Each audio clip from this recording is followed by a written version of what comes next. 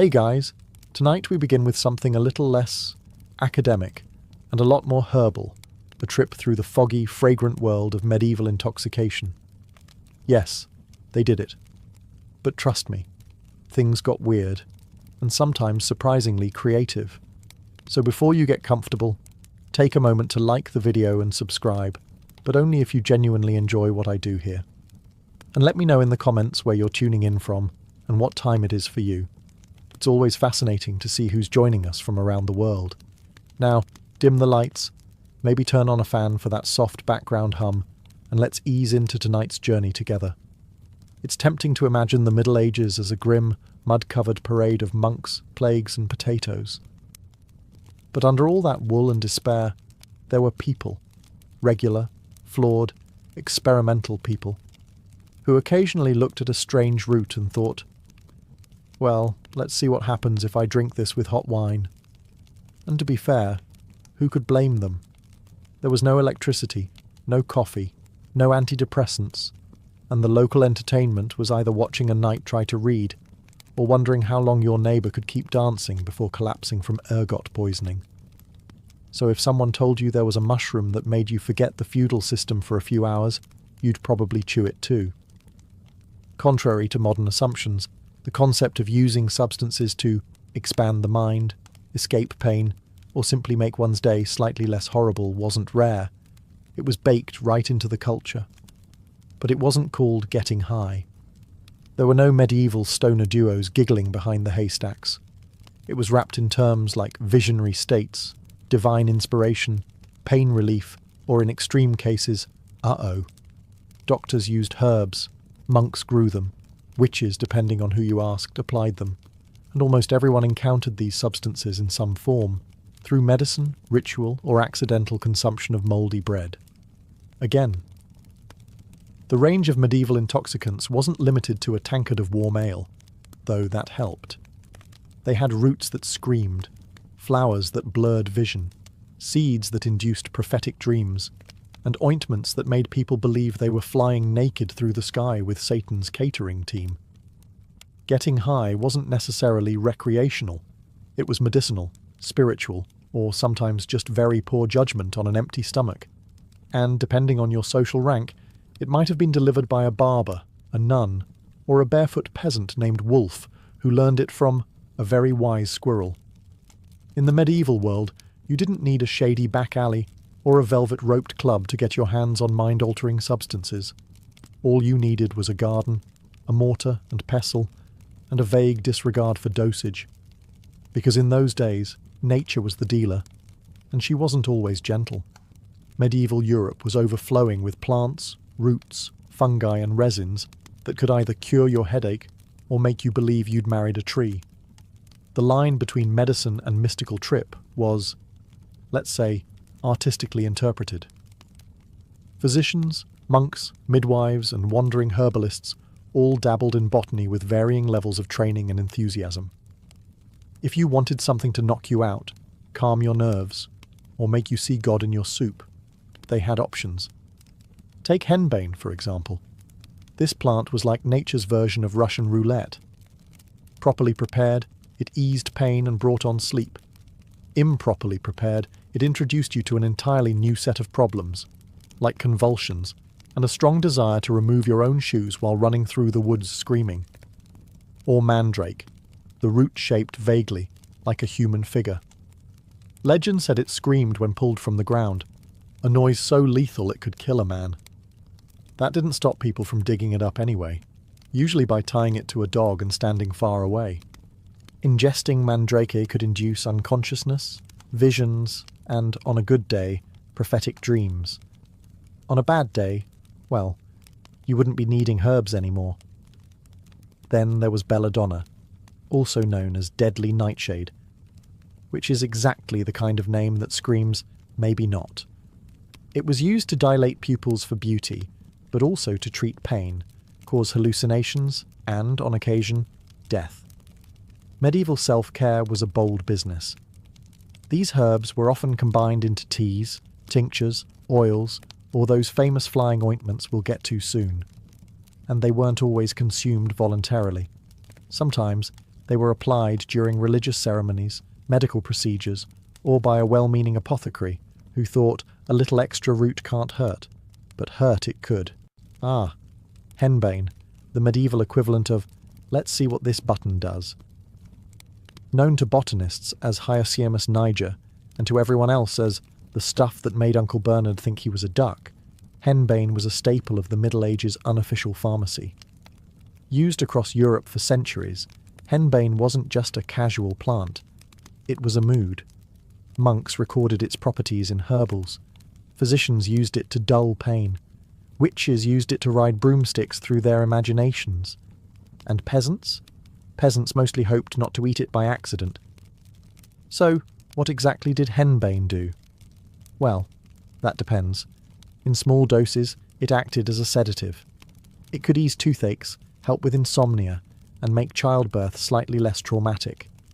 In other words, it was the medieval version of take two and try not to scream. But in larger doses, or just poorly timed ones, henbane could cause delirium, hallucinations, wild agitation, and in some cases, a heartfelt conversation with a turnip you thought was your deceased grandmother.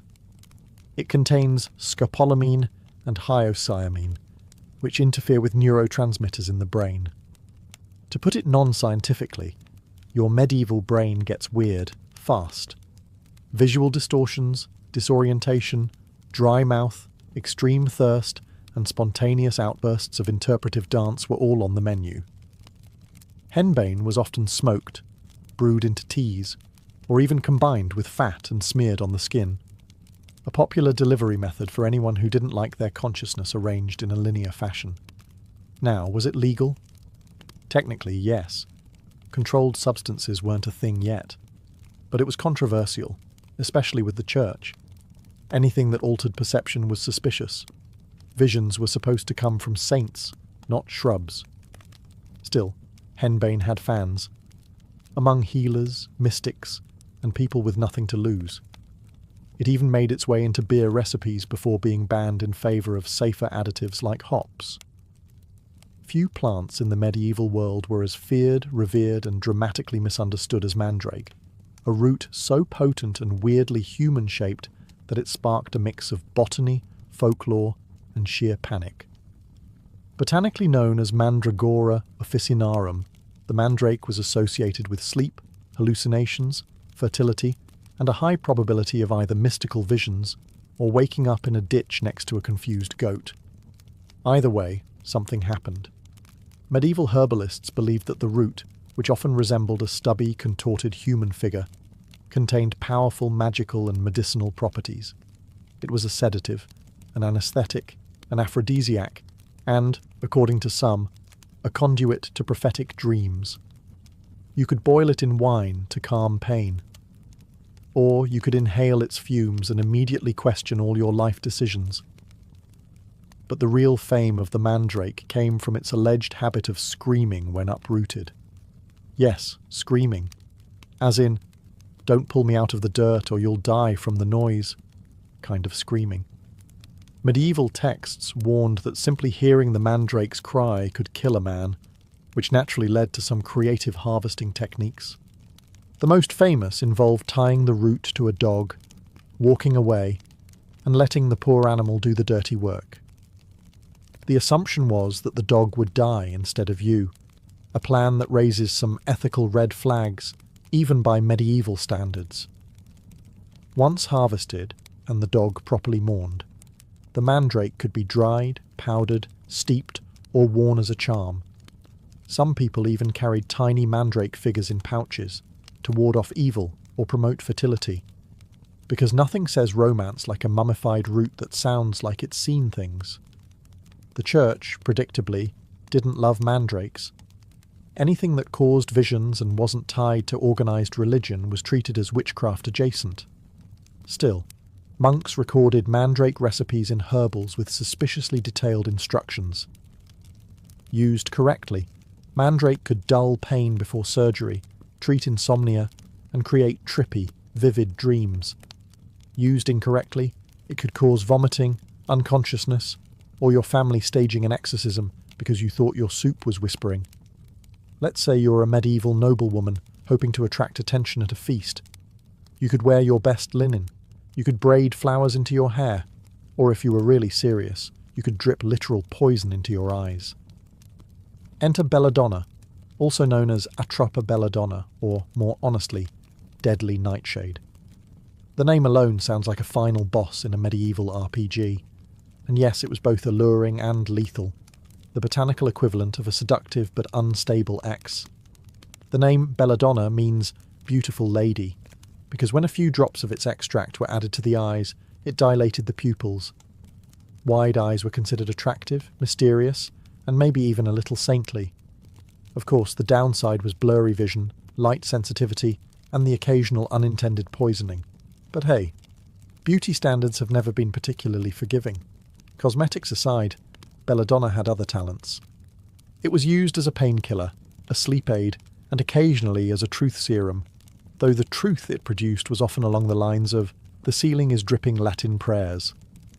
The plant contains atropine and scopolamine, both of which mess with the nervous system in ways that range from mildly trippy to why is the wallpaper vibrating. It was a common ingredient in potions, flying ointments, and some very questionable medical procedures. Want to numb a patient before sawing off a limb?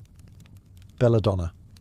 Want to simulate a death-like sleep for theatrical or suspicious purposes? Belladonna. Want to accidentally meet a few saints and possibly the devil in your dreams?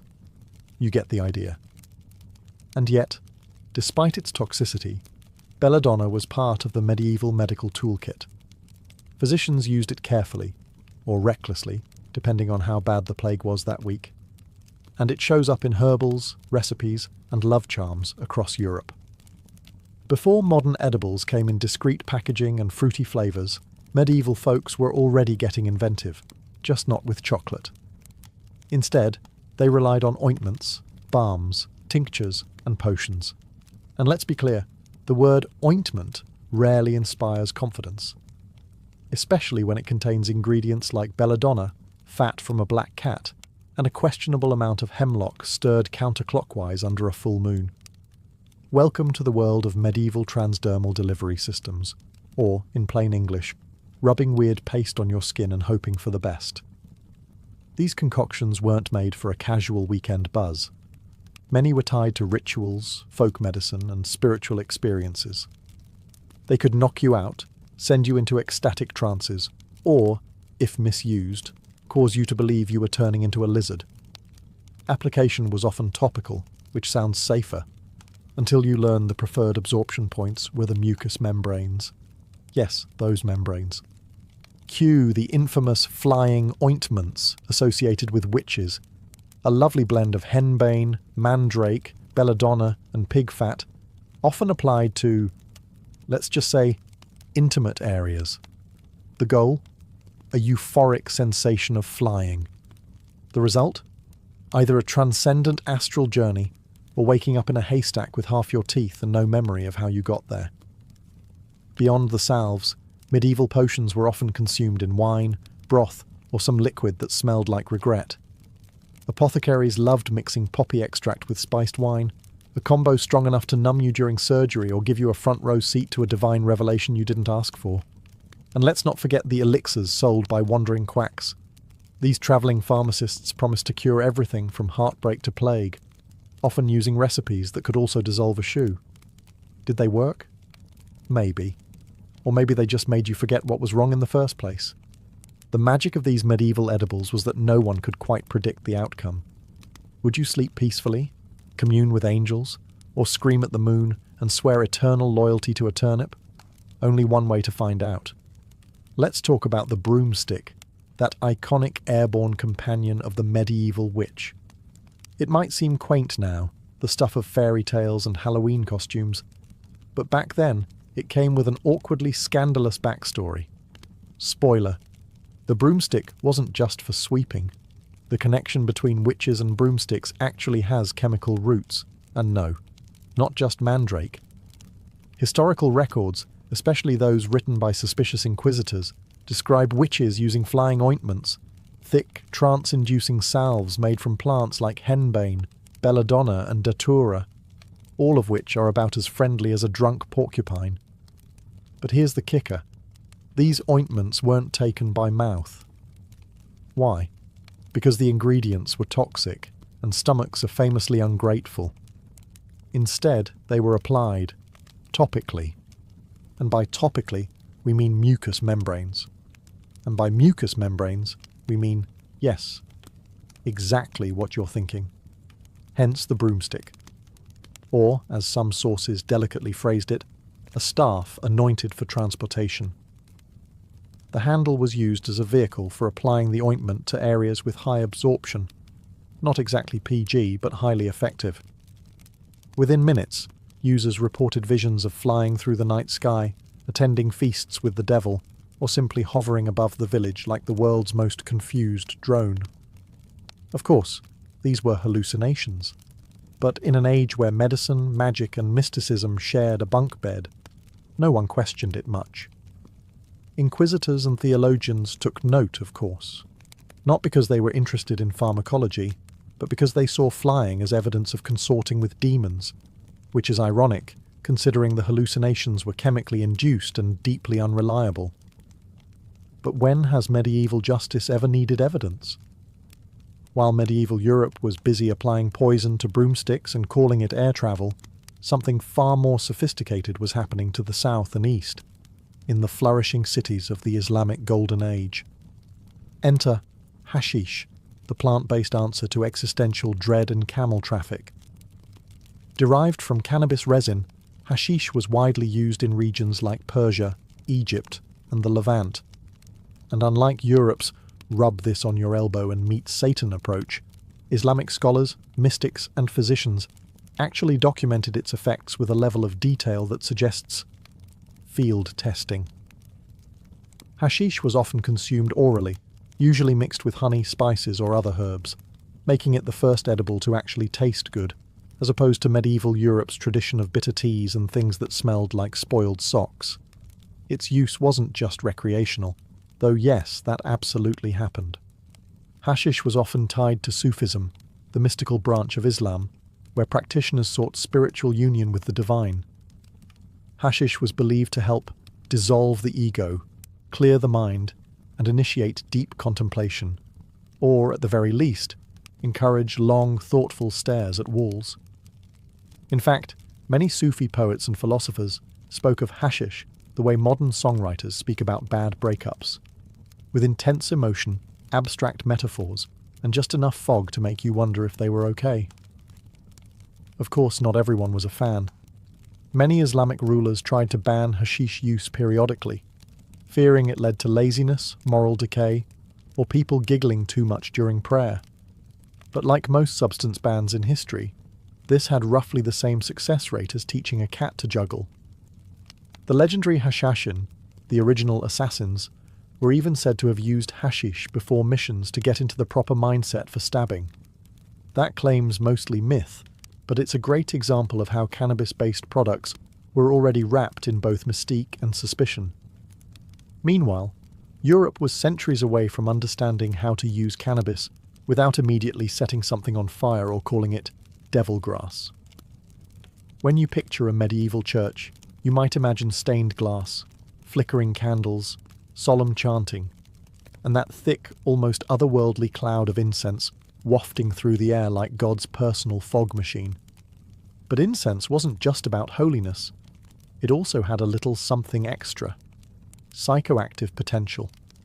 Let's start with the two heavy hitters: frankincense and myrrh, both resinous substances imported from the Arabian Peninsula and East Africa. Burned in churches, temples, and royal courts, they were meant to cleanse the air, ward off evil spirits, and make everything smell slightly less like unwashed wool and fish stew. But here's the twist. Modern studies have shown that burning frankincense releases compounds, particularly incensol acetate, that can affect the brain's limbic system. Translation: if you sat in enough smoke, Gregorian chant wasn't the only thing making your head feel floaty. In poorly ventilated medieval chapels, which is to say all of them, prolonged exposure to incense could cause a mild tranquilizing effect, especially if paired with fasting, dehydration, or extreme boredom. It wasn't uncommon for monks or devotees to report visions during long services, and while they often credited divine inspiration, it's possible some were just lightly buzzed from resin fumes. And if you think this was limited to Christian spaces, think again. Incense was a common fixture in mosques, synagogues, Buddhist temples, and even pre-Christian pagan rites. It transcended religion. Everyone loves a good vibe, apparently. Clerics insisted the incense helped lift the soul to heaven.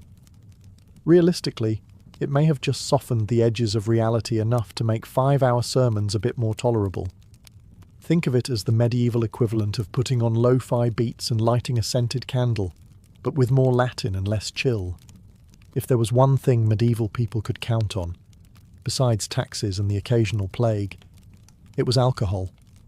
Beer, ale, mead, wine, cider. You name it, someone was brewing it in a wooden barrel behind their house and calling it medicine. And in a way, it was. Water wasn't exactly safe to drink.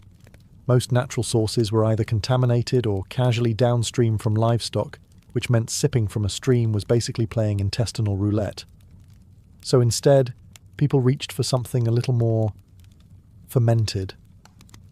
Enter small beer, the medieval version of La Croix, but with alcohol and a much higher chance of being brewed by someone named Edith, who measured ingredients by intuition and prayer.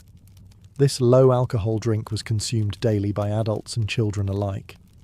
Not to get drunk, but to stay alive, with a light buzz and regular hydration. Of course, not all medieval alcohol was so tame. If you were wealthier, or simply had fewer plans for the day, you might opt for stronger ale, honey mead, or imported wine.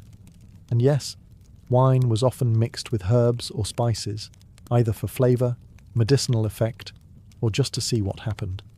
In monasteries, brewing beer was practically a sacred duty.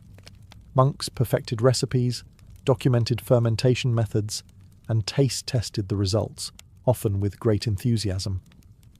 If salvation came in pints, the Benedictines were well ahead of the curve. But alcohol wasn't just a drink, it was a lifestyle enhancer. Want to dull the pain of medieval dentistry? Ale. Want to treat melancholy? Spiced wine. Want to forget you live in a drafty hovel with 6 other people and one extremely judgmental chicken? Mead. Taverns, inns, and roadside alehouses served as medieval therapy offices, only with more yelling. People drank to celebrate, mourn, gossip, and occasionally invent entirely new dance styles no one asked for. Sometimes getting high in the Middle Ages wasn't a decision. It was just breakfast. Enter ergot, a parasitic fungus that grows on rye and other cereal grains. To the untrained medieval eye, it looked like a slightly weird blackened kernel. To the modern scientist, it's a biological prank with side effects that read like a medieval curse. Convulsions, hallucinations, burning limbs, and occasionally the sensation that your hands have turned into spiders. This fungus was the accidental ingredient in what some historians call the original LSD trip, centuries before the Summer of Love, Woodstock, or anything with tie-dye. People in parts of Europe, especially in colder, damp regions like France and the Germanic territories, frequently baked bread from infected rye. Why? Because hunger trumps fungus awareness. And so, entire villages would unknowingly ingest ergot-laced loaves, and the results were both spectacular and horrifying. There were 2 forms of ergotism. Yes, it had a name. Convulsive ergotism, characterized by muscle spasms, seizures, hallucinations, and fits of laughter or panic. Gangrenous ergotism, where blood flow was cut off, leading to limbs blackening, shriveling, and falling off. Not ideal for dinner parties. Local outbreaks led to bizarre public behaviour, including dancing plagues, where groups of people danced uncontrollably for days, sometimes until death. At the time, it was blamed on demons, divine punishment, or moral weakness. But in reality, it may have just been a mass case of unintentional mushroom toast. Ironically, the Order of St. Anthony, which ran hospitals for the afflicted, helped treat victims of ergotism, often by feeding them wheat-based diets instead of rye. So yes, the cure was different bread. Did people connect the dots? Not really. To a medieval baker, bread was either fine or definitely possessed. And no one was testing for psychoactive alkaloids in their porridge. They were too busy trying not to be excommunicated. Even today, some scholars believe ergot played a role in the Salem witch trials. Hallucinations, fits, paranoia, all very ergoty. But that's still debated. What's not debated? Medieval Europe got high on toast and didn't even know it. You've heard of magic mushrooms. You've heard of flying ointments. But have you ever heard of mad honey? Yes, in a few special corners of the medieval world, even the bees were in on it. This wasn't your average grocery store honey, mind you. We're talking about a rare type produced in the mountainous Black Sea regions of Anatolia, modern-day Turkey, where bees feasted on rhododendron flowers, pretty pink blooms with a dark secret. They're laced with grainotoxins, naturally occurring compounds that don't play nicely with the human nervous system. The result? Mad honey. A substance so potent it could bring on dizziness, hallucinations, vomiting, slowed heart rate, and spiritual visions, usually in that order. Consumed in small doses, it offered a mild buzz. In larger doses, it turned your day into a slow-motion opera starring your own eyebrows. This wasn't just a local curiosity, it was weaponized. According to ancient and medieval sources, invading armies were once deliberately poisoned with mad honey left behind in abandoned villages. Soldiers thought they'd scored free snacks. Instead, they ended up convulsing on the forest floor, realizing too late that bee puke is not to be trusted. Greek and Roman authors like Xenophon and Strabo wrote about these effects centuries earlier, but the use persisted well into the Middle Ages. Locals knew how to handle the stuff. A little on bread for a headache, a little in wine for visions, or none at all if you actually wanted to remember your own name by dusk. Mad honey became known as a remedy and a recreational substance, especially in mystical or folk healing traditions. Some users claimed it brought prophetic dreams, while others just woke up clutching a potato they believed was their uncle. Results varied, and yes, it was traded. Some ambitious merchants sold it in small ceramic jars, usually without dosage instructions, because who needs warning labels when you live in an era where leeches are considered sophisticated medicine? Not everyone in the Middle Ages was a priest, a noble, or a plague-ridden peasant. Some folks operated in the shadowy margins of society as shamans, herbalists, cunning folk, and other semi-legitimate practitioners of medicine and mischief. Think of them as medieval pharmacists with zero regulation and a deep personal relationship with moss. These were the people you visited when the local physician suggested bloodletting for your toothache. They had no degrees, but they had herbal knowledge passed down through generations, often learned by watching grandma treat boils with bark and dignity. And when it came to mind-altering substances, these folks were your go-to. They knew which plants to grind into paste, which roots to soak in wine, and how much of a given herb would make you dream of angels instead of accidentally join them. Whether you were looking to relieve pain, induce visions, curse your neighbour, or have an out-of-body experience during laundry, they had a remedy, or three. Many of these practitioners were women, midwives, wise women, and healers who were essential to their communities and deeply feared by authority figures. Not because they were cackling into cauldrons, but because they knew too much and didn't need Latin to explain it. Their remedies often included henbane, mandrake, belladonna, and poppy derivatives. They'd mix them with wine, fat, honey, or spit, not kidding, chant a few protective phrases, and send you on your way with something that could either heal you or make you passionately confess to crimes you never committed.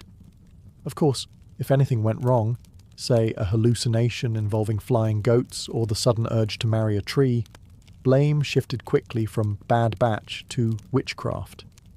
The church and local authorities kept one eye on these folk, and the other eye nervously twitching. Still, communities relied on them. When your child had a fever, when your joints ached, or when you needed to contact a dead relative to ask where they hid the rent money, These were the people you turned to. They weren't doctors. They weren't priests. They were the original underground wellness influencers. So, after all the salves, brews, roots, ointments, incense, bees, and questionable bread, one big question remains. How did medieval people actually feel about getting high? The answer: conflicted. Deeply, hilariously conflicted. For some, especially healers and herbalists, mind-altering substances were a practical tool. If it dulled pain, slowed a fevered mind, or made childbirth 1% less horrifying, it was welcomed. This was medicine, not mischief. Sure, the patient might start reciting psalms backward or insisting the cat was speaking French, but if the swelling went down, success. Then there were the spiritual users, monks, mystics, and those dabbling in divine communication. For them, hallucinations weren't red flags. They were revelations. Visions were signs of sanctity, not symptoms. If you stared into the void and the void whispered back in Latin, you were on the fast track to sainthood, or at the very least, getting your own chapel mural. But intent mattered. Getting high by accident? Fine. Getting high to see Jesus? Acceptable. Getting high to flirt with a goat demon? Now we have a problem. That's where the church stepped in, branding certain substances and their users as suspicious at best, heretical at worst. Anything associated with loss of control, be it intoxication, trance, or inconvenient honesty, raised clerical eyebrows. Saints could have visions. Peasants? Probably just possessed. Meanwhile, among the common folk, opinions were more relaxed. Your neighbour's sleeping potion may have doubled as a psychedelic nightcap. People used poppy wine for pain, hashish for calm, and henbane tea for dealing with the in-laws. It wasn't seen as mystical or rebellious. It was just part of the medicine chest, right next to the garlic and prayers. Ultimately, how the high was viewed came down to who you were, what you were using, and whether anyone tattled. In the medieval mind, altered states lived in a weird grey area, between miracle and misdemeanour, health and heresy, and in a world where demons, saints, plagues, and turnip famines all walked hand in hand. A little herbal escape now and then? Hardly the worst idea.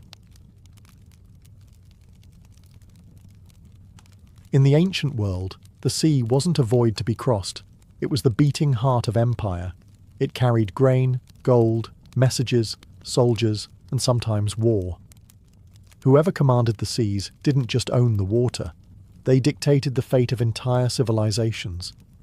Unlike land warfare, where terrain shaped battles, naval warfare was about control of flow, of trade, of communication, and of access.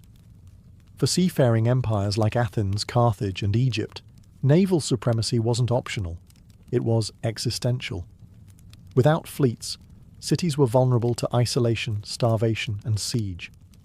With fleets, they could blockade enemies, protect merchant convoys, and even land forces deep behind enemy lines. Take the Mediterranean as an example. It wasn't called the Middle Sea for nothing. This inland ocean connected 3 continents and countless cultures. To dominate it meant having a finger on the pulse of everything from Phoenician trade routes to Roman grain shipments. The sea could bring wealth as swiftly as it could deliver disaster. That's why ancient powers poured resources into naval infrastructure, harbours, shipyards, dry docks, and naval academies.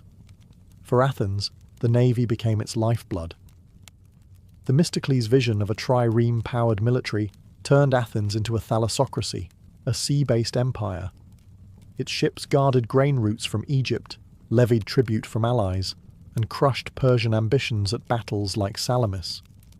Carthage, on the other hand, emerged as a naval titan from merchant routes.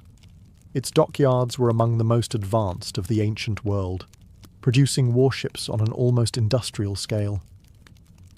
Carthaginian dominance wasn't just about military power. It was backed by generations of sailors and navigators who understood the sea like a second skin. Egypt, with its strategic location at the mouth of the Nile and Red Sea, also relied heavily on fleets to protect trade with the Levant and Nubia. Although more riverine in orientation, Egyptian warships evolved into seafaring vessels capable of skirmishing with pirates and escorting treasure ships. In all these cases, naval warfare wasn't a sideshow, it was the main event. The sea was where rivals clashed, alliances were broken, and empires either flourished or floundered. Mastery of naval tactics, technology, and geography gave rise to legends. And when those fleets burned or sank, so too did the fortunes of the mighty. The trireme was not just a ship, it was a weapon. Sleek, fast, and deadly, it defined ancient naval warfare across the Mediterranean. And though many city-states built them, none wielded them quite like the Athenians. With 3 tiers of oars and a bronze-tipped ram, the trireme was the ancient equivalent of a guided missile, one powered by sweat, rhythm, and strategy. A typical trireme measured about 120 feet long and just 18 feet wide. Narrow, yes, but that was the point. Its slim hull allowed it to slice through water with minimal drag, while its low draft let it operate close to shore for raids and landings. The name trireme comes from its 3 rows of oars, stacked vertically. These weren't random rowers either. Each was a trained seaman, knowing how to move in unison at speeds of up to 9 knots in battle. The trireme's most fearsome feature, the ram, a bronze-sheathed prow reinforced with oak, designed to smash into enemy hulls with devastating force. But ramming wasn't just about speed, it required precise timing and angle. Hit too straight, and your own ship might get stuck or even capsize. Skilled captains like those in the Athenian navy perfected the art of the diekplaus, a maneuver that involved slipping through enemy lines, turning quickly, and striking exposed flanks. Above deck, the trireme carried a small contingent of marines, usually around 10 to 20 heavily armed hoplites, and a few archers. Their role was to board enemy vessels or defend against boarding. But make no mistake, a trireme was not a floating fortress. It relied on agility, not armour. One wrong move, and you were kindling.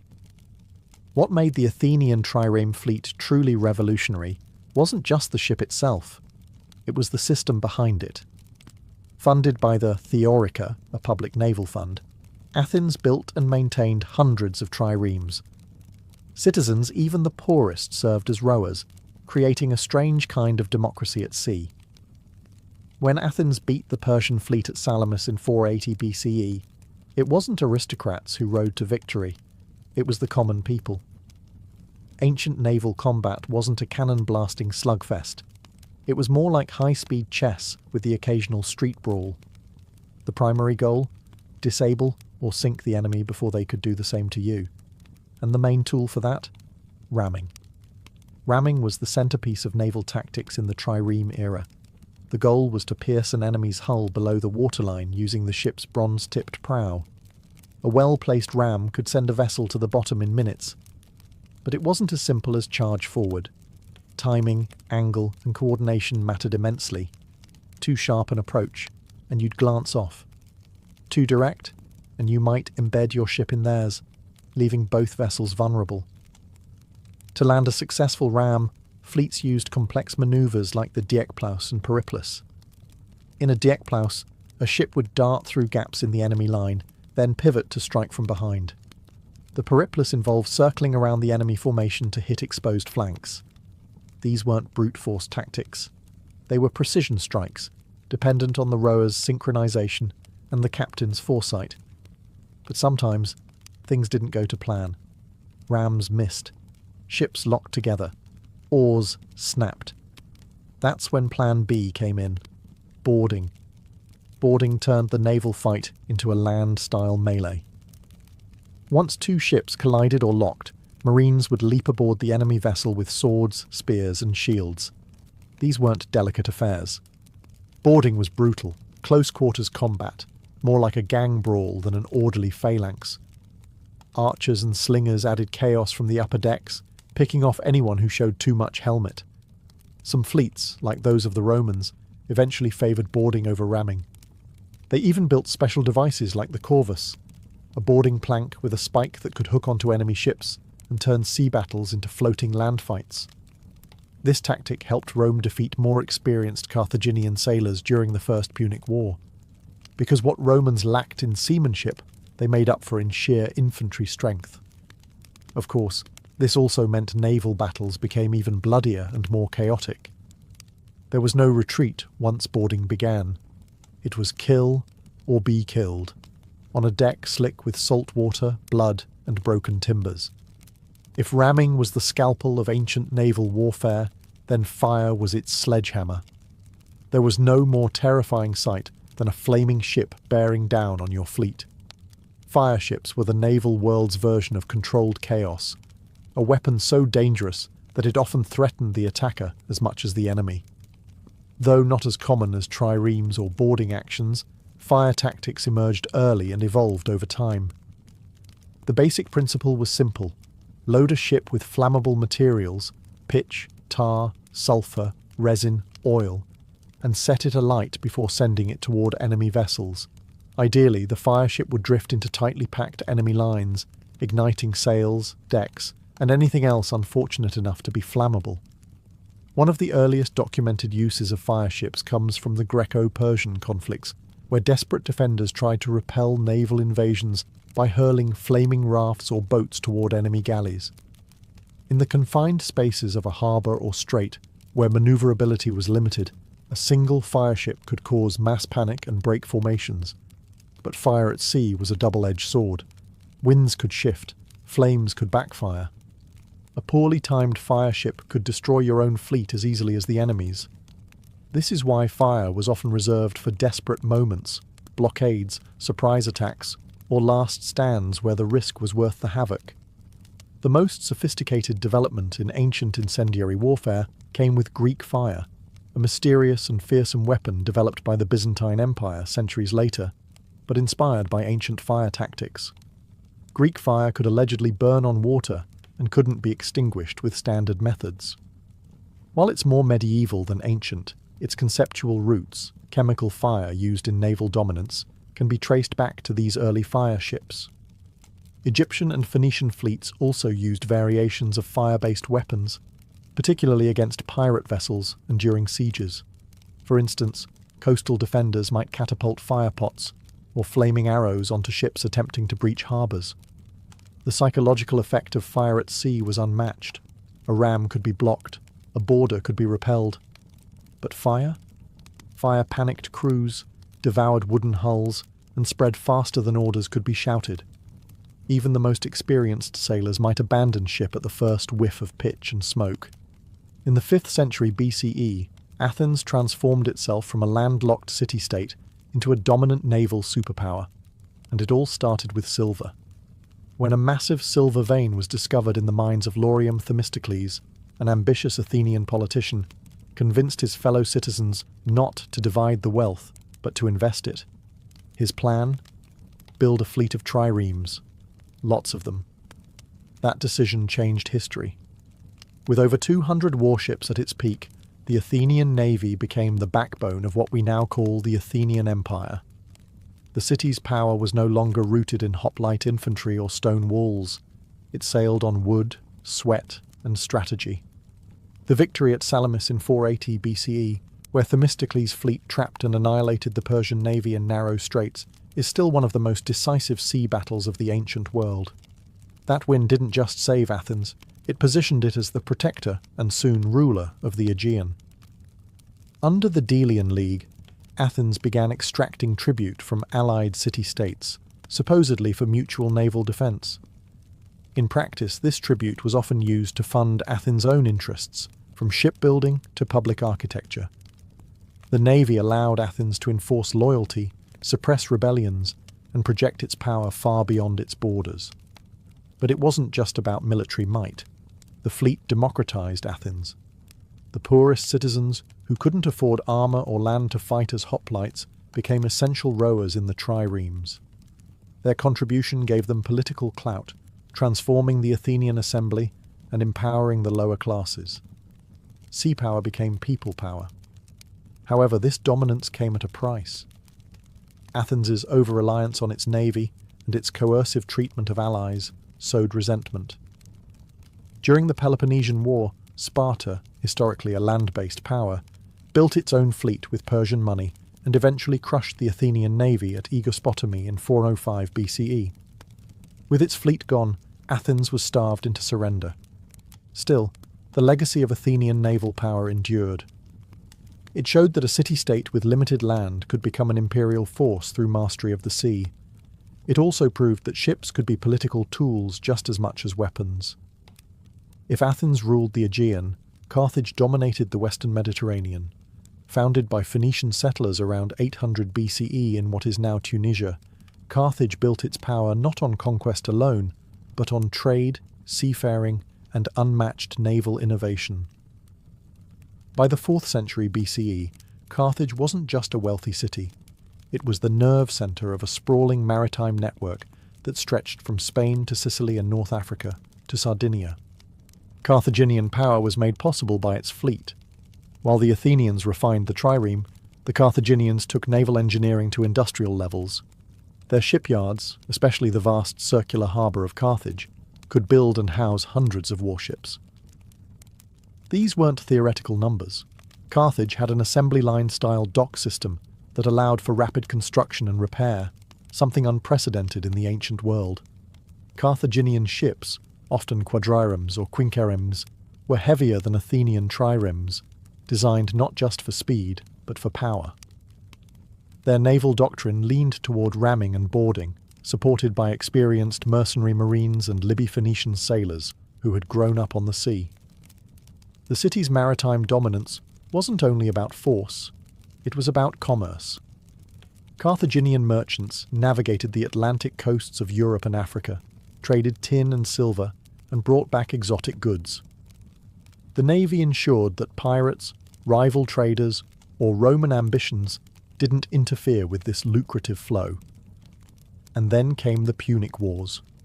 Rome, rising in the Italian peninsula, recognized that defeating Carthage meant building a navy from scratch. When they captured a stranded Carthaginian quinquereme, they reverse-engineered it, complete with the corvus, a boarding ramp that neutralized Carthage's superior seamanship by turning sea battles into land skirmishes. Despite early defeats, Carthage held its own through brilliant naval commanders and tactical mastery. In the First Punic War, the Carthaginians fought dozens of major sea battles.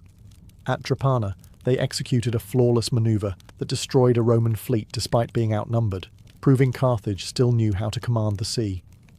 But quantity eventually overwhelmed quality. Roman persistence, better supply lines, and brutal discipline turned the tide. By the end of the Second Punic War, Carthage's fleet was gone, its shipyards dismantled, and its power broken. Still, the legend of Carthaginian naval dominance endures. They weren't just warriors on the water, they were master merchants, innovative shipbuilders, and bold navigators who once ruled the seas through wit, wealth, and wood. When we think of ancient Egypt, we picture pyramids, pharaohs, and temples, not fleets. But Egypt was one of the earliest civilizations to embrace naval power, both on the Nile and at sea. Its ships may not have been as famous as Greek triremes or Carthaginian quinqueremes, but for thousands of years, Egypt relied on watercraft to maintain its empire, transport troops, and protect its economic lifelines. The Nile was Egypt's highway, an artery that connected north and south, desert and delta. As early as 3000 BCE, Egyptian shipbuilders were crafting vessels from bundled papyrus reeds, and later, cedar wood imported from Lebanon. These riverboats transported grain, gold, soldiers, and even colossal statues. Pharaohs led naval expeditions southward into Nubia and eastward across the Red Sea to Punt, a mysterious land rich in incense, ivory, and exotic animals. But Egypt's naval ambitions weren't limited to the river. By the time of the New Kingdom, see in 1550-1070 BCE, Egypt developed seagoing fleets capable of challenging pirates, repelling invasions, and projecting power beyond its borders. Under rulers like Thutmose III and Ramesses III, Egypt used warships in campaigns against the Sea Peoples, a confederation of raiders who threatened the eastern Mediterranean.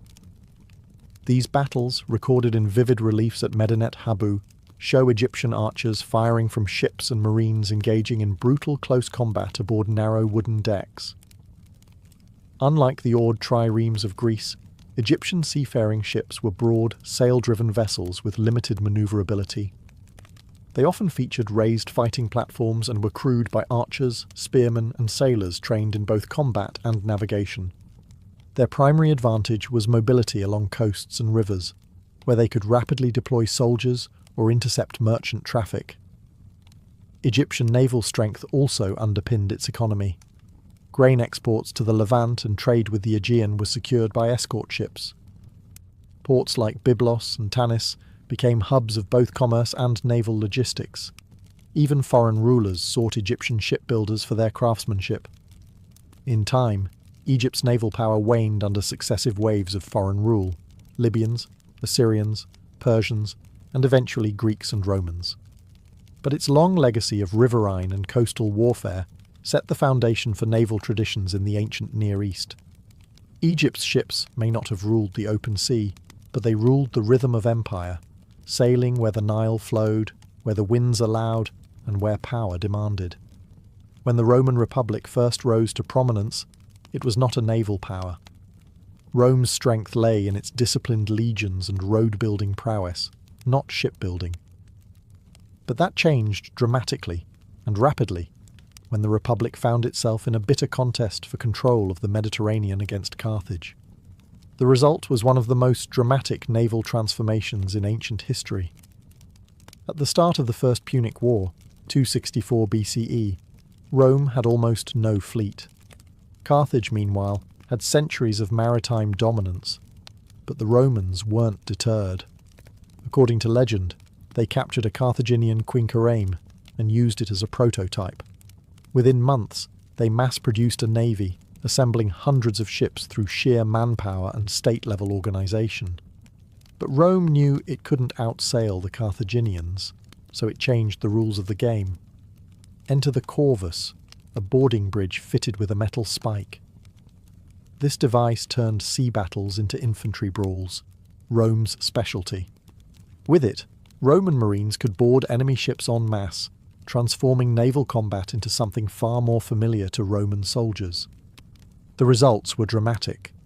In battles like Mylae and Cape Ecnomus, Rome's relatively inexperienced sailors defeated veteran Carthaginian crews through sheer aggression and the effectiveness of the corvus. Eventually, the corvus was abandoned. It made ships dangerously top-heavy, but it had already turned the tide of the war. By the Second Punic War, Rome's naval infrastructure had matured. Its fleets patrolled the western Mediterranean, protected supply lines to Iberia and Africa, and disrupted Hannibal's ability to reinforce his forces from Carthage. Naval blockades and amphibious landings became standard tactics. Under the Empire, Roman control of the seas expanded further. The Classis Mizanensis and Classis Ravenatis were two of the main imperial fleets, stationed to protect trade routes, suppress piracy, and transport troops. Though not always at the forefront of warfare, the navy provided vital logistical and strategic support, keeping the empire interconnected. Unlike Athens or Carthage, Rome didn't build a maritime identity. It used the sea as a tool, something to be mastered when necessary, and yet by the 1st century CE, the Mare Nostrum, our sea, was more than a boast. It was reality. Rome may have been born on land, but its destiny was sealed on water. Through adaptation, innovation, and relentless will, it turned the sea from a vulnerability into a fortress. Ancient naval warfare didn't just influence battles. It shaped borders, economies, empires, and even cultures. Across the Mediterranean and beyond, control of the sea meant more than victory on the water. It meant influence over the movement of ideas, trade, languages, and power structures that would echo for centuries. First, consider how navies forged empires. Athens became a cultural and economic powerhouse because of its naval strength. Carthage turned maritime mastery into a mercantile empire. Rome, despite its late start at sea, used naval superiority to control the entire Mediterranean basin. Each of these powers had land armies, but it was their fleets that let them strike across continents, defend distant territories, and choke enemy economies. The sea also served as a cultural conduit. Greek colonists travelled by ship to establish outposts across Italy and Asia Minor, spreading art, religion, and language. Egyptian ships brought papyrus, gold, and sacred knowledge to foreign courts. Phoenician mariners transmitted their alphabet and their gods to nearly every shore they touched. Naval power was never just martial, it was civilizational.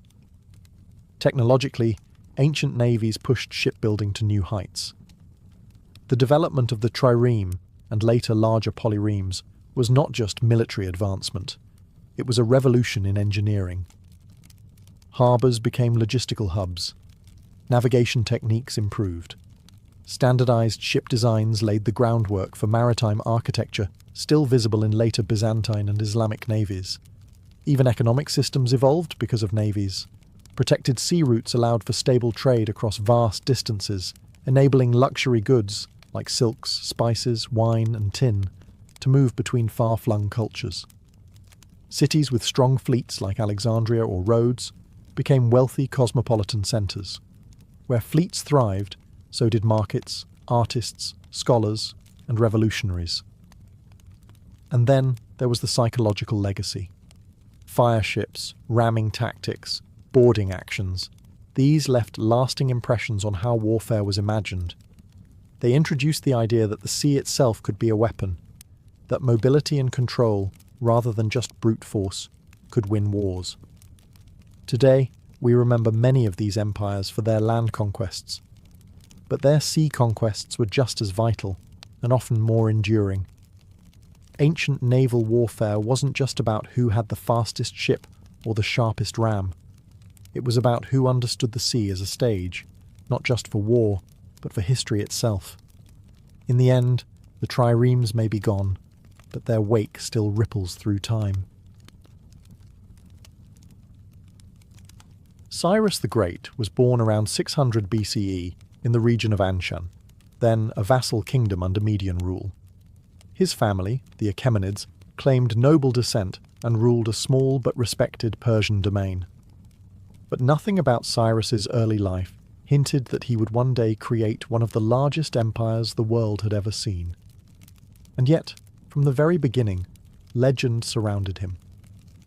Greek historian Herodotus gives us one of the most dramatic origin stories in ancient biography. According to Herodotus, King Astyages of Media, Cyrus's grandfather, had a dream that his daughter's son would overthrow him. Interpreters confirmed his worst fear. The child would be a threat to his throne. So, Astyages married his daughter Mandane to a Persian noble, Cambyses I, hoping the baby would remain politically insignificant. But the dreams persisted. When Cyrus was born, Astyages took no chances. He ordered a loyal servant, Harpagus, to kill the child. Harpagus, reluctant to commit such an act, delegated the gruesome task to a shepherd. But instead of abandoning the infant, the shepherd raised Cyrus as his own, hiding him in the mountains and treating him like a common herder's son. As Cyrus grew, so did his charisma. Even as a boy, he stood out, commanding other children, displaying leadership beyond his years. Eventually, rumours reached the court. A noble child living as a shepherd. Astyages investigated, and the truth unravelled. Surprisingly, he spared Cyrus, perhaps seeing no threat, or perhaps haunted by guilt. Harpagus, however, was not so lucky. In a grim punishment, Astyages killed Harpagus's son and served him as a meal at court. Meanwhile, Cyrus was sent back to Persia to live under his father Cambyses' care, now recognised openly as a prince of noble blood. What the Median king didn't know was that he had just ensured his own downfall, for Cyrus's time among shepherds and nobles alike gave him a unique understanding of people, both the powerful and the humble. Whether Herodotus's version is fact or fable, the story captures the aura that would always surround Cyrus. From near death in infancy to destiny-defying survival, his early life planted the seeds of greatness. He would not only challenge Astyages, but redefine kingship itself. By the mid-6th century BCE, Cyrus was no longer just a Persian prince. He was a calculating and ambitious leader poised to challenge the regional status quo. At that time, the Median Empire, ruled by King Astyages, still held sway over Persia. But the balance of power was shifting, and Cyrus was ready to tip the scales. The catalyst was betrayal. According to multiple sources, including Herodotus and the Babylonian Chronicle, the Median general Harpagus, the very man ordered years earlier to kill baby Cyrus, had never forgotten the cruel fate of his son. Now, years later, he was in a position to act. Secretly, he sent messages to Cyrus, encouraging him to rise up and promising support from within the Median ranks. It was the beginning of a revolt that would shake the ancient world. Around 553 BCE, Cyrus officially rebelled. Persia, once a subordinate kingdom, now declared independence and war. What followed was not a single decisive battle, but a series of prolonged campaigns. Over 3 years, Cyrus's forces pushed deeper into Median territory, drawing support from disaffected nobles and regional allies. His reputation grew not just for military competence, but for restraint. He often spared the lives of surrendered enemies, earning both fear and admiration. Meanwhile, Astyages' court was unraveling. Loyalty eroded. When the final confrontation came around 550 BCE, it wasn't the Medes who triumphed. It was Cyrus. Astyages was betrayed by his own army, and the once mighty Median Empire crumbled almost overnight. Cyrus entered Ecbatana, the Median capital, not as a barbarian conqueror but as a new kind of ruler. He respected local traditions, preserved Median administrative structures, and incorporated many Medes into his growing government. This policy of inclusion would become a hallmark of his rule. With Media under his control, Cyrus unified the Iranian plateau. But this wasn't the end, it was the beginning. By overthrowing the Medes, he not only liberated Persia from vassalage, but also inherited their empire. He now ruled lands stretching from modern-day Iran to parts of Central Asia. Fresh from his triumph over the Medes, Cyrus the Great turned his gaze westward, toward the fabulously wealthy kingdom of Lydia, ruled by the legendary Croesus. Croesus was no ordinary king. He was one of the richest men of his time, his name becoming a byword for immense wealth. His capital, Sardis, gleamed with luxury, and his armies were well equipped with cavalry and seasoned troops. But Croesus made a fatal mistake. He underestimated Cyrus. Seeking to preempt Persian expansion, Croesus formed alliances with Egypt and Babylon, and consulted the Oracle of Delphi. The oracle famously told him that if he crossed the river Halys to attack Persia, he would destroy a great empire. Encouraged, Croesus launched an invasion, only to discover that the empire he would destroy was his own. The two forces clashed near the Halys River in 547 BCE. After a fiercely contested battle, Croesus withdrew to Sardis, believing the campaign season had ended, and that he could regroup in the spring with allied reinforcements. But Cyrus did something unexpected. He pursued. In a bold winter campaign, Cyrus besieged Sardis, forcing Croesus into a desperate defense. According to Herodotus, Cyrus even employed a tactical surprise. He used camels to startle the Lydian cavalry, Croesus's strongest asset, rendering them ineffective. Within weeks, Sardis fell. Croesus was captured alive. What happened next sealed Cyrus's reputation as a ruler unlike any other. Instead of executing Croesus, Cyrus reportedly spared him, even making him an advisor. The story goes that as Croesus was about to be burned alive, he cried out Solon's name, a Greek philosopher who once warned him not to count a man lucky until he knew how his life ended. Cyrus, moved by the tale and the wisdom in it, ordered the fire extinguished. Whether myth or truth, this narrative reflects Cyrus's known policy of clemency. With Lydia conquered, Cyrus gained control over its immense treasury and trade networks, along with the powerful Greek city-states of Ionia, along the Aegean coast. Though the Ionian cities resisted Persian rule, they were no match for Cyrus's expanding military and diplomatic machine. The fall of Croesus marked more than the collapse of a rich kingdom. It confirmed Cyrus's tactical brilliance and willingness to use both warfare and mercy. It also gave Persia a foothold in the Greek world, setting the stage for future East-West conflicts, and for Cyrus it was just the next step in a rapidly expanding empire. By the late 540s BCE, only one major power remained between Cyrus and undisputed dominance of the Near East: Babylon. Once ruled by kings like Hammurabi and Nebuchadnezzar II, Babylon had grown into a magnificent metropolis, famed for its towering ziggurats, massive double walls, and the fabled hanging gardens. But beneath the grandeur, cracks were forming. At the time, Babylon was ruled by Nabonidus, a king deeply unpopular with his own people. His religious policies alienated the powerful priesthood of Marduk, the city's chief deity. He had spent years away from Babylon, leaving the empire in the hands of his son Belshazzar, a name familiar to readers of the Hebrew Bible. Discontent was growing. Cyrus sensed opportunity. In 539 BCE, Cyrus launched his campaign. But unlike previous invasions marked by siege and destruction, this one was surgical. Cyrus's forces defeated Babylonian troops at Opis, a key city on the Tigris. There, they won not only with military power, but with propaganda. The Persians promised to liberate the people from the misrule of Nabonidus, presenting Cyrus as a restorer of divine order. The most astonishing part? When Cyrus entered Babylon, he did so without a fight. According to the Nabonidus Chronicle and later Greek sources, the city gates were opened to him, perhaps through political negotiation, perhaps due to internal betrayal. Regardless, Cyrus marched into Babylon as a liberator, not a conqueror.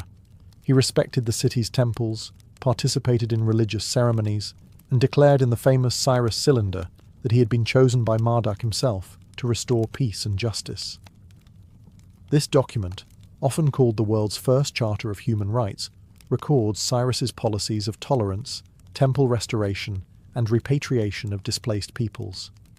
Among those affected were the Jews, exiled from Jerusalem decades earlier by Babylonian kings.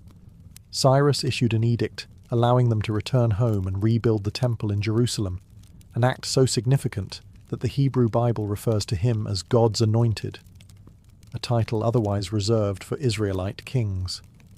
After entering Babylon in 539 BCE, Cyrus the Great didn't just take the throne, he rewrote the rules of empire. One of the most remarkable artifacts of his reign is the Cyrus Cylinder, a clay document inscribed in Akkadian cuneiform, often hailed as the world's first charter of human rights.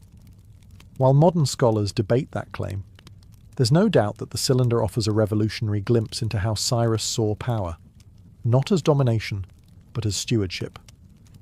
In the text, Cyrus proclaims himself chosen by Marduk, Babylon's chief deity, to restore order and justice after the misrule of Nabonidus. But this wasn't mere flattery. Cyrus backed his words with action. He restored temples to their proper function, allowed displaced peoples to return to their homelands, and explicitly stated that he would not oppress his subjects or alter their local traditions. One of the most famous outcomes of this policy was the liberation of the Jews from Babylonian exile. After decades in captivity, the Jewish people were allowed to return to Jerusalem and rebuild their destroyed temple. The Book of Ezra in the Hebrew Bible records Cyrus's decree, praising him as an instrument of divine will, extraordinary for a foreign king. In fact, Cyrus is the only non-Jew ever referred to in the Bible as a Messiah, or anointed one.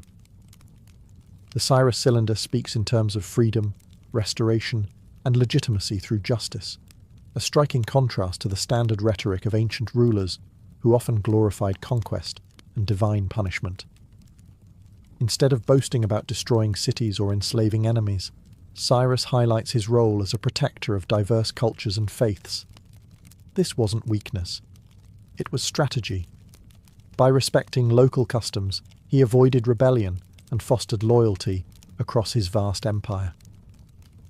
Although we must be cautious not to project modern legal concepts onto ancient texts, the spirit of the Cyrus cylinder remains remarkable. It envisions a world where rulers derive legitimacy not from fear, but from benevolence and inclusion. Today, a replica of the cylinder is displayed at the United Nations headquarters, a testament to its symbolic weight as an early blueprint for pluralistic governance. Cyrus the Great didn't just conquer a vast empire, he held it together. That might sound simple on paper, but in reality, he ruled over an incredibly diverse world. Persians, Medes, Babylonians, Elamites, Lydians, Hebrews, and countless others, all with their own languages, gods, customs, and grievances. What made Cyrus truly great was not how far he extended his borders, but how skillfully he managed what lay within them. At the core of Cyrus's governance was a philosophy of tolerance through structure. Unlike many ancient rulers who imposed their culture and religion upon conquered peoples, Cyrus embraced a decentralized model. He allowed local leaders to remain in place, local religions to flourish, and local customs to continue. Rather than crush his subjects into submission, he sought to win their trust, and it worked. He retained and adapted the administrative systems of the Medes and Babylonians, blending them with Persian practices to create a uniquely flexible empire. Power was delegated to satraps or provincial governors who oversaw taxation, security, and justice in their regions. These officials were typically chosen from local elites, but remained accountable to Cyrus's central authority. This system became the foundation of Achaemenid rule for generations. Cyrus also invested in infrastructure. He improved trade routes, safeguarded caravans, and ensured fair treatment for merchants, knowing that commerce was as essential to stability as armies. His empire wasn't just a military machine. It was an economic and cultural network that stretched from the Indus Valley to the Aegean Sea. He also understood the power of symbolism. In each city he conquered, Cyrus made gestures of respect, restoring temples, participating in religious ceremonies, and preserving local institutions. These acts weren't simply theatrical. They were diplomatic strategies that earned him the loyalty of former enemies. Most remarkable was how little resistance his rule provoked. Cyrus didn't just avoid rebellions, he often inspired admiration. Even the Greeks, typically disdainful of barbarians, viewed him as a wise and just king. Xenophon, the Athenian historian, would later write Cyropedia, a partly fictionalized but deeply admiring biography of Cyrus, presenting him as the model of enlightened leadership. By the end of his reign, Cyrus the Great had reshaped the ancient world. From the Aegean Sea to the mountains of Central Asia, his empire stretched farther than any before it. But like many great conquerors, his ambition pushed him toward one final campaign, this time into the steppes of the northeast. It would be his last. Around 530 BCE, Cyrus set out to confront the Massagetæ, a confederation of nomadic tribes living east of the Caspian Sea. These fierce horse-riding warriors were led by Queen Tomyris, a ruler remembered as both a military leader and a symbol of defiance. Her people were seen by Persians as uncivilized but dangerous, a threat to the empire's expanding borders. The details of the campaign are murky, shaped largely by Herodotus's dramatic and likely embellished account. According to the Greek historian, Cyrus first attempted diplomacy, proposing marriage to Queen Tomyris. She saw it for what it was, a political ploy. When diplomacy failed, Cyrus resorted to trickery. He left behind a banquet of wine and rich food, knowing the Massagetæ were unaccustomed to alcohol. After a drunken celebration, many of her warriors were ambushed and slaughtered, including her son. Devastated and enraged, Tomyris swore vengeance. In the climactic battle that followed, the Massagetæ overwhelmed the Persian forces. Cyrus was killed in combat. Herodotus even claims that Tomyris had his body decapitated and placed his severed head in a skin filled with blood, declaring, "Drink your fill of blood, you who thirsted for it." While the gruesome ending may be more myth than fact, what's certain is this: Cyrus died during this campaign, far from the great cities he had conquered. His body was eventually returned to Pasargadae, the capital he founded in Persia, and buried in a modest yet dignified tomb, still standing today as a testament to his legacy. His death marked the end of an era. The throne passed to his son Cambyses II, who would continue the empire's expansion, notably into Egypt.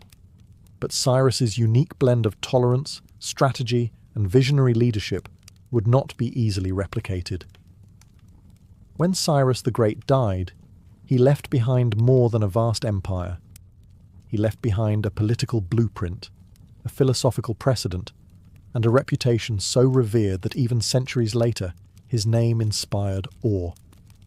The Achaemenid Empire, founded by Cyrus, was the largest the world had ever seen to that point, stretching from the Aegean to the Indus. But it wasn't just size that mattered. It was how it functioned. Cyrus's policies of inclusion, tolerance, and administrative innovation continued under his successors. His son Cambyses II and later Darius the Great didn't just expand the empire, they formalized its structure. The satrapy system Cyrus pioneered became a cornerstone of imperial governance. These regional governors maintained law and order, collected taxes, and answered directly to the king, allowing the empire to remain both vast and surprisingly efficient. Religious and cultural freedom remained official policy. Temples and local deities were respected across the empire, from Babylonian ziggurats to Egyptian sanctuaries. Local elites were often kept in power under Persian oversight, and rebellions were rare in the early Achaemenid years. Not because of fear, but because many subjects found Persian rule less oppressive than the regimes they had previously endured. Cyrus also helped to establish the idea of kingship as a moral role, not just a political one. He wasn't merely king of Persia. He took on titles like king of the four corners of the world, but unlike the boastful tyrants of the past, his legitimacy was tied to the well-being of his subjects. This wasn't just propaganda. It reflected a real shift in imperial philosophy. Good governance was part of greatness. Even in death, Cyrus's influence was felt. His tomb at Pasargadae, a simple limestone structure, stood as a symbol of humility and permanence. Alexander the Great, himself a master of empire centuries later, visited Cyrus's tomb and reportedly paid it homage, ordering its restoration after it was desecrated. In Persia, Cyrus was not just remembered, he was revered. Later Persian dynasties would invoke his legacy to legitimize their own rule. Zoroastrian priests associated him with divine justice, and Iranian national identity continues to celebrate him as the father of the nation. Cyrus the Great's influence didn't end with his death, or even with the fall of his empire. Over the centuries, his legacy grew beyond borders, faiths and cultures, cementing him not just as a Persian hero, but as a globally admired figure whose example echoed through time. In the Hebrew Bible, Cyrus is described not as a pagan tyrant, but as a divinely appointed liberator. The book of Isaiah refers to him as the anointed of the Lord, a title otherwise reserved for Israelite kings. His decree allowing the Jews to return to Jerusalem and rebuild the temple marked a turning point in Jewish history. For many, he remains a righteous Gentile, a rare example of a powerful ruler who used his might to restore, not destroy, faith and freedom. In Greece, despite centuries of conflict with Persia, Cyrus was often portrayed as the model monarch. The Athenian writer Xenophon, a student of Socrates, wrote the Cyropaedia, a partly fictionalized account of Cyrus's life that presented him as the ideal ruler, wise, just, moderate, and brave. Though not a strict historical biography, it shaped Hellenistic and Roman thought about leadership and ethics for centuries to come. In Islamic tradition, some scholars and commentators have identified Cyrus with Dhul-Qarnayn, the two-horned one mentioned in the Quran, a righteous king who built a great wall to protect people from chaos and injustice. While this identification is debated, it reflects the respect Cyrus commands across Abrahamic traditions. Modern historians and political leaders have also looked to Cyrus for inspiration. In 1776, Thomas Jefferson reportedly kept a copy of the Cyropedia at his bedside. In the 20th century, Iran's last Shah invoked Cyrus as a symbol of national unity and reform.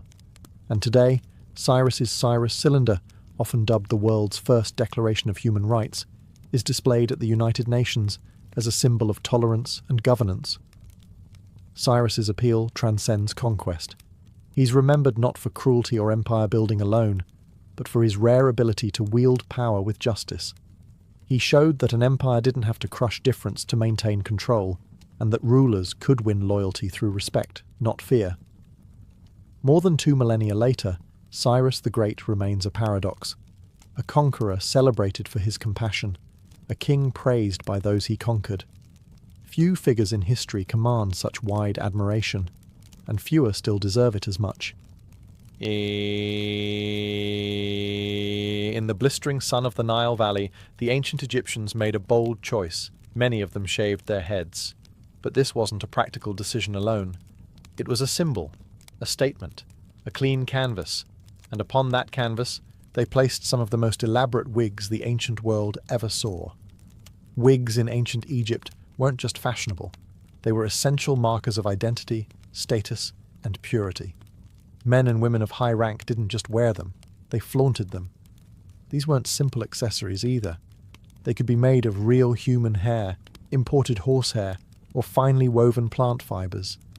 Wealthy elites often commissioned wigs with multiple layers, intricate braiding, gold beads, and even perfumed cones placed atop them.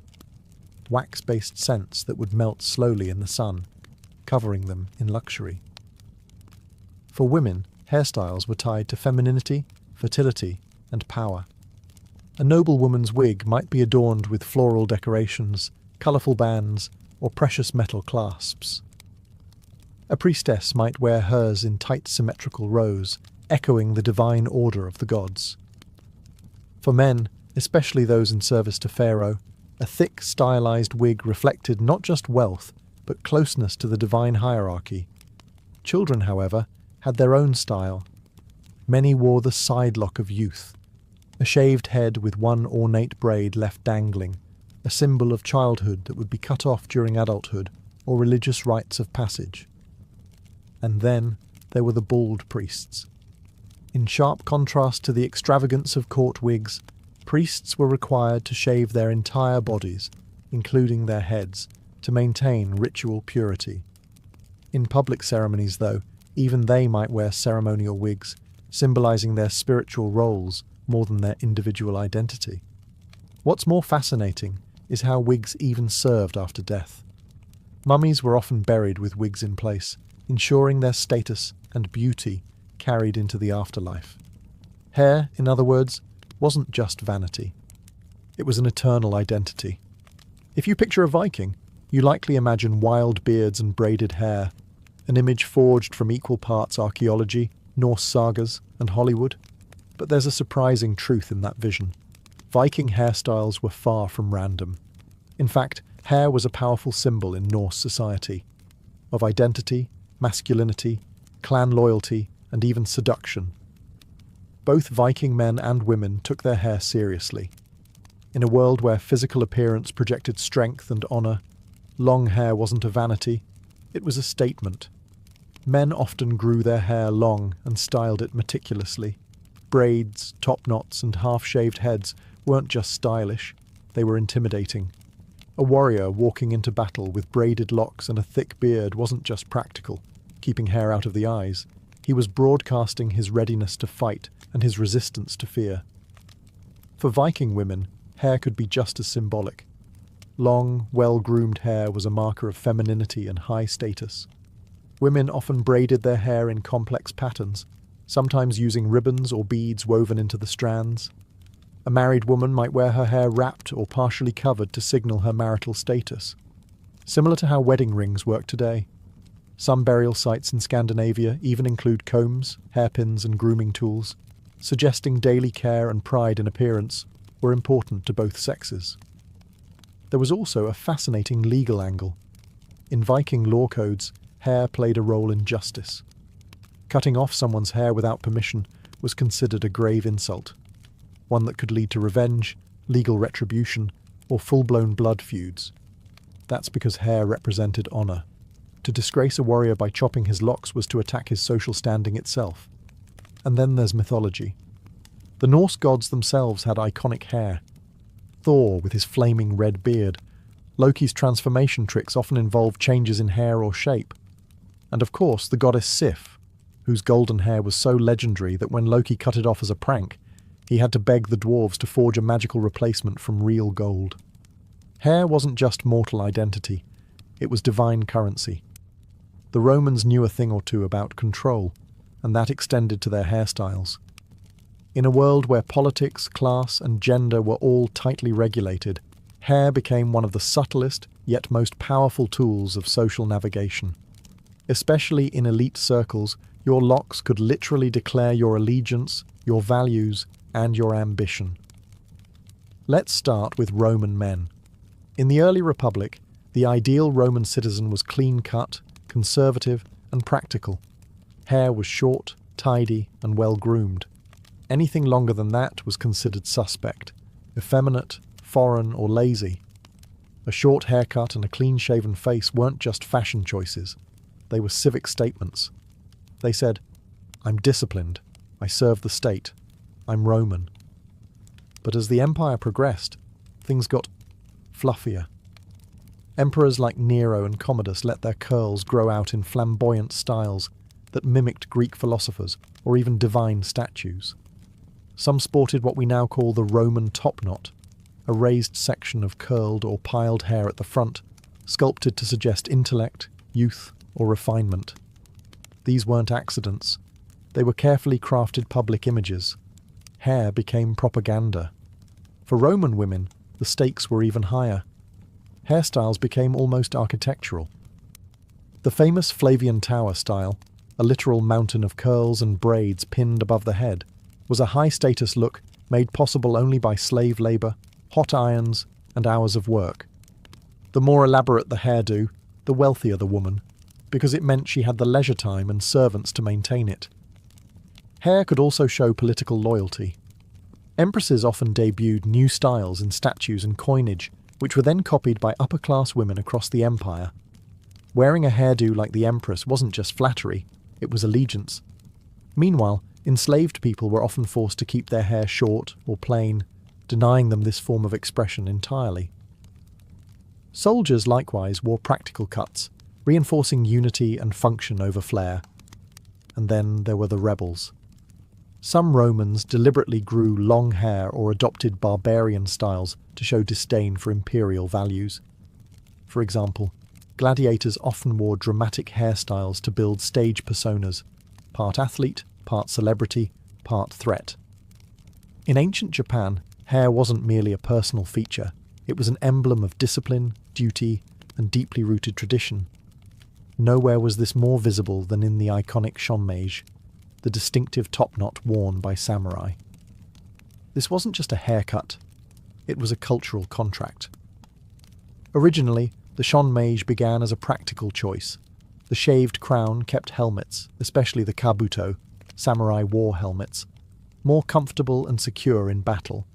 But over time, as peace settled in during the Edo period, the style became less about combat and more about identity.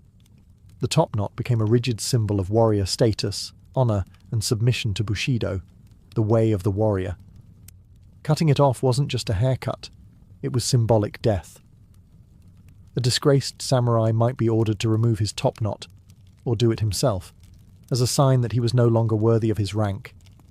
In extreme cases, the cutting of the topknot preceded seppuku, the ritual suicide performed to atone for shame. The hair of Japanese women also conveyed powerful social messages. During the Heian period, 794–1185, noble women grew their hair extraordinarily long, sometimes longer than their bodies, and allowed it to cascade straight down their backs in a style known as subarakashi. This wasn't just beauty, it was elegance, patience, and status. Maintaining such length required immense care, time, and wealth, traits exclusive to the aristocracy. Later, during the Edo period, women's hairstyles became increasingly ornate and stylized. Styles like the shimada, a kind of coiled bun, were adorned with pins, combs and decorations, each one coded with meaning. Certain styles indicated marital status, age, or even profession. Courtesans and geishas, for example, used dazzling and elaborate hairstyles not only to attract clients, but to signal their training stage and experience level. Hair could also be a form of rebellion. During certain shogunate rules, laws were passed restricting hairstyles based on class. Violating those codes, even by letting your hair grow the wrong way, could draw suspicion or punishment. And yet, artists, actors, and even ronin, masterless samurai, often bent the rules to make bold statements about identity and resistance. In ancient Japan, hair was bound, literally and figuratively, by duty, devotion, and drama. Whether in the silent dignity of a samurai or the elegant swirl atop a geisha's head, coiffures were acts of storytelling, honor, and deep cultural memory. Across ancient Africa, hair wasn't just a personal style, it was a language. From the intricate cornrows of the Sahel to the towering coils of the Himba, hairstyles served as identity cards, spiritual expressions, and even survival tools. Long before colonial disruption, African hair culture was a rich tapestry of symbolism, craftsmanship, and resistance. Let's begin in ancient Egypt's southern neighbour, Nubia. Nubian communities, often unfairly eclipsed in mainstream history, developed stylized braids and twists that communicated status, age, and clan. Nubian queens like Amanitore and Amanisaketo wore complex braided wigs and headpieces that rivaled even Egyptian royalty, asserting their power and beauty in bold, unmistakable terms. Further west, in what is now Nigeria, the Yoruba and Igbo peoples were already treating hair as an artistic medium. Intricate styles weren't just for show, they were carefully planned, with certain patterns reserved for brides, warriors, or spiritual initiates. Hairdressers were highly respected, almost priest-like in their roles. To entrust someone with your hair was to trust them with your essence. Among the Himba people of Namibia, red ochre paste, made from powdered stone and butterfat, is still used today to coat and sculpt elaborate braids. These ochre styles don't just protect hair from the desert climate, they signify everything from puberty to marital status. For Himba women, hair is literally shaped by the seasons of life. But perhaps the most fascinating aspect of African hair history lies in how it encoded resistance. During the transatlantic slave trade, enslaved Africans used hairstyles as silent forms of rebellion and remembrance. Cornrows weren't just practical, they were maps. Some patterns symbolized escape routes or safe meeting points. Others preserved ancestral styles from back home, defying erasure with every twist and braid. In many West African cultures, shaved heads marked mourning or spiritual transitions, while thick dreadlocks could represent strength, connection to the divine, or warriorhood. Hair was sacred, never just aesthetic. Colonialism would later stigmatize these hairstyles, pushing Eurocentric ideals of beauty. But the ancient roots of African hair culture were never fully erased. They lived on in memory, in hands, in braids passed from mother to daughter, and are now being reclaimed around the world. In ancient Greece, where marble statues and epics shaped the Western imagination, hair wasn't just a matter of personal grooming. It was a public performance of virtue, intellect, and civilization. From the tight curls of Athenian youths to the flowing locks of philosophers, hair helped define who you were in the eyes of both the gods and your fellow citizens. Let's start with the men. Early on, Greek men often wore long hair, tied back with ribbons or bands. Homeric heroes like Achilles and Odysseus are described in epic verse as having flowing or shining hair, symbolizing vitality, nobility, and divine favor. In these early periods, long hair was masculine and heroic, but by the classical era, things had changed. A well-groomed, moderately short haircut became the new ideal for Athenian men. The beard, however, stayed. It was the combo of choice for philosophers, statesmen, and teachers: Socrates, Plato, and Aristotle. All bearded. The beard was associated with wisdom and maturity, while the clean forehead and exposed face conveyed openness and reason. A long beard without long, wild hair suggested intellect over impulse, logic over emotion. In contrast, slaves and foreigners were sometimes forced to shave their heads as a mark of submission or inferiority. So, in a strange twist, having hair, at least the right kind, was a political privilege. Women's hair, on the other hand, was deeply tied to domestic virtue. In public, respectable women were expected to wear their hair up and covered, braided or coiled into buns. Hair hanging loose was often reserved for specific rituals, particularly mourning or ecstatic religious practices like the Dionysian cults, where unbound hair symbolized a break from order and social norms. Girls wore their hair down until puberty, after which their first braid was often cut and dedicated to Artemis as part of a coming-of-age ritual. This act symbolized both the end of childhood and the beginning of societal responsibility. Greek goddesses also had signature hair. Athena's neatly arranged war helmet style symbolized strategy and discipline. Aphrodite's flowing curls represented sensuality and divine beauty. Hairstyles helped mortals align with deities, borrowing divine traits by mimicking their forms. In ancient China, hair was inseparable from moral philosophy, family duty, and imperial control. From the smooth top knots of Confucian scholars to the ornate buns of Tang dynasty court ladies, every strand served a purpose, both aesthetic and symbolic. Hair was not to be altered lightly. In fact, cutting it was often considered a grave offense. Why? Because of Confucian filial piety. One of the core tenets of Confucianism was that your body, hair included, was a sacred gift from your parents. To cut, damage, or otherwise change it unnecessarily was a sign of disrespect. This belief permeated Chinese society for centuries. Even criminals faced hair shaving not just as a punishment, but as a ritual humiliation and spiritual severance. Men typically wore their hair long and tied it into a topknot or bun. Scholars, poets, and officials would often pair this with long robes and caps, signifying wisdom, composure, and loyalty to order. To see a man with loose or unkempt hair in public was deeply unsettling. It implied madness, mourning, or rebellion. For women, hairstyles were highly age and status dependent.